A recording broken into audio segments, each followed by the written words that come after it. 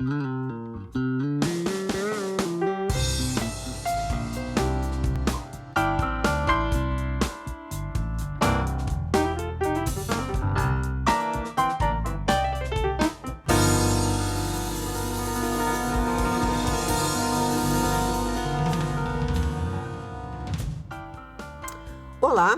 Não fosse a imprensa alternativa, muita coisa acontecida nos porões da ditadura militar de 1964 talvez permanecesse nas sombras por muitos e muitos anos, talvez até hoje.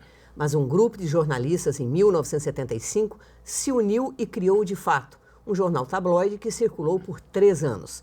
Alguns temas abordados pelo De Fato: a primeira lista de torturadores, a situação de presos políticos e comuns submetidos a torturas nas prisões, um humor irreverente.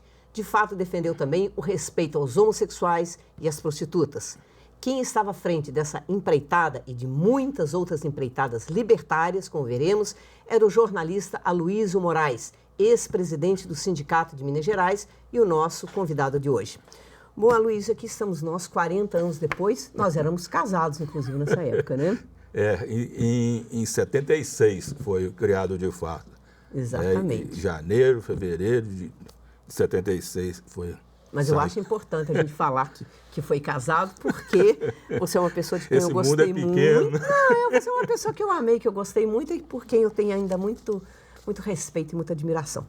E as divergências que a gente possa ter, eu acho que a gente consegue lidar com civilizado, de maneira civilizada. Aloysio, vamos voltar então à década de 70. Você sabe que os meus alunos, às vezes, têm até uma certa preguiça. Quando a gente começa a contar da década de 70, eles falam, meu Deus, lá vem aquele povo falar daquela época. Mas é uma época heróica, onde a nossa juventude, nós tínhamos 20 e poucos anos, todo mundo, nós lutamos contra uma ditadura feroz, né? E vamos voltar então à primeira parte. Você ali no movimento estudantil, você criou o Gol a Gol, junto com outras pessoas. A linha editorial era mais na linha de contracultura, não era?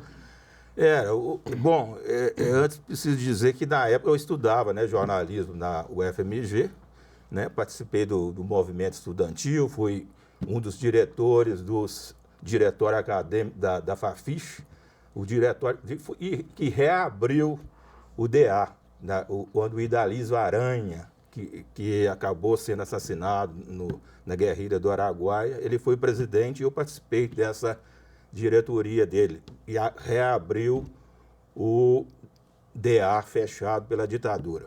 Né? E depois dali eu vim participando de várias, né, coisas e sempre preocupado em escrever, ter espaço. A gente vivia um sufoco danado, né? Uma censura, sob ditadura, né? Eu lembro quando eu fiz um estágio lá na biblioteca da Fafiche, aí eu comecei a ler o Capital do Marx lá, nos intervalos, eu estava, né, à toa, de repente o Capital sumiu. Né? Então era aquela situação, um sufoco danado, e eu com uma ansiedade muito grande para fazer alguma coisa. E para contribuir para acabar com aquela situação. Né? E aí eu já estava projetando alguma publicação com Rodrigo Leste, que hoje mexe com teatro, e a gente já estava discutindo que ele fez uma viagem aos Estados Unidos e veio cheio de ideias, né? De imprensa, que é contra a cultura e tal. A gente estava doido para fazer alguma coisa.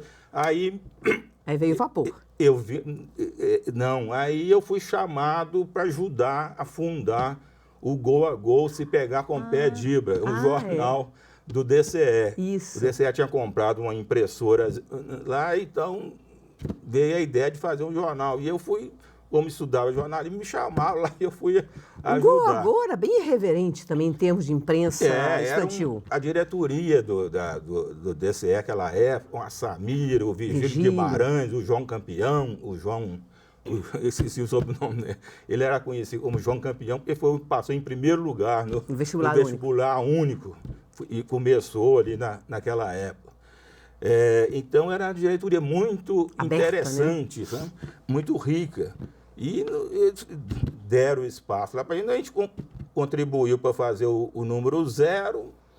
Aí é uma história longa. Né? Que ele encalhou, vocês venderam, e aí vocês criaram aí nós criamos o Vapor. A partir daquele núcleo que a gente criou ali numa sala do DCE, a gente juntou um monte de maluco e fomos fazer um jornal nosso.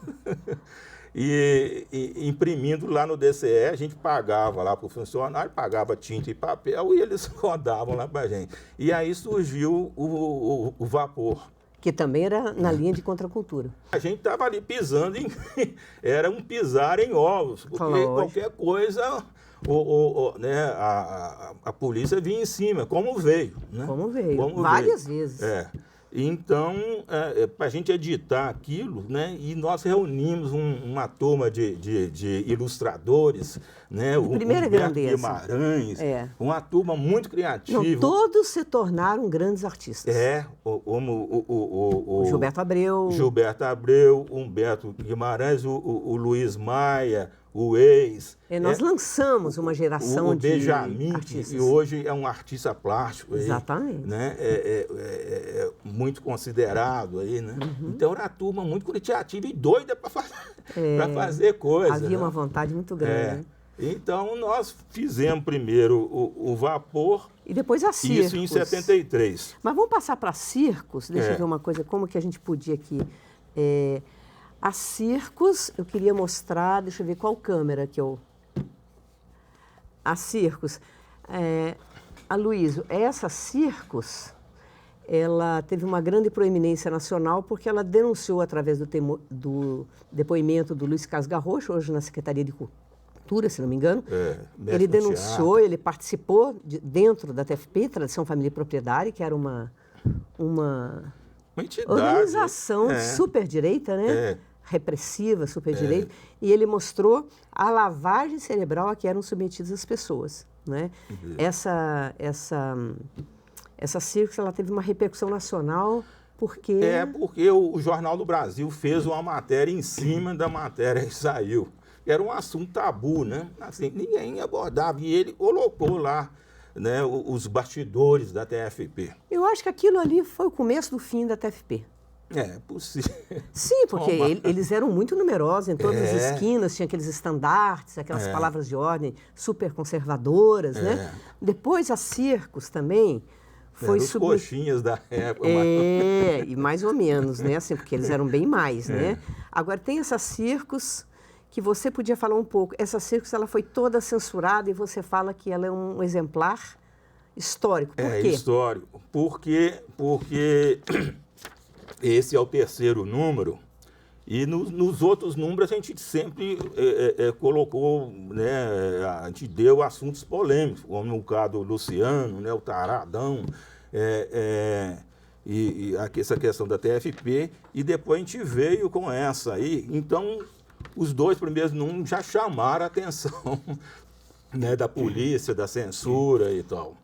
Então, esse terceiro número aqui, a gente editou, distribuiu e tal, e o endereço que a gente usava, né, aqui no expediente era o endereço da casa dos meus pais. Imagina o susto dos seus pais, né? Eles, hein? Imagina o susto do doutor Jairo, né? Então, na rua Carlos Gomes, ali no Santo Antônio, perto da Fafiche. E aí, a Polícia Federal, uma bela tarde, baixou lá com mandado de apreensão da revista. Estavam lá uma irmã e uma prima, levaram o maior susto, eles invadiram e apreenderam o que encontraram. Tinha alguns exemplares só lá. E aí eles falaram que a revista tinha que ser submetida à censura, porque como a revista tem grampo, se não tivesse grampo, era jornal. Como tem grampo, virou revista. E por ser revista, tinha que passar sob censura, ser registrada na Polícia Federal, coisa e tal. Então, nós entregamos para ele. Então, toma regulariza aí para a gente. Só que eles pegaram esse número aqui e meteram um carimbo, né, de censura. Em todas as páginas. Censura em todas as páginas, praticamente todas as páginas. Só escaparam aqui algumas páginas de publicidade, alguma outra coisinha. Mas foi da capa até a contracapa com o carimbo de corte, censura federal. Quer dizer, uma coisa violenta, foi a primeira vez que você tem as impressões digitais da censura e do regime. Então, isso virou, uma raridade. Inclusive, esse exemplar aqui vai ser exposto lá no Museu da Anistia, que está sendo construído ali na Rua Carangola, no bairro Santo Antônio. Então, já doamos, fizemos a doação simbólica, e depois ele vai para lá para fazer parte do acervo lá. Ótimo. Isso é história. Isso é história. Então, porque os outros veículos, eles eram censurados previamente. Previamente. Então, não recebiam era o que o Estadão fazia. O carimbo da censura depois de serem impressos. O Estadão, por exemplo, tinha aquelas partes em branco, publicava uma receita de bolo, fazia alguma coisa. Justamente. Mas esse é o exemplar único. Esse é o único exemplar já pronto e recebeu o carimbo da censura. Isso. Então, não existe nada desse período da ditadura. Não existe você nada. É o guardião disso, eu sei que você tem a coleção toda. É uma preciosidade, então. E vamos fazer um pequeno intervalo e nós voltamos daqui a pouco, aí já falando sobre a história e as fases do jornal de fato.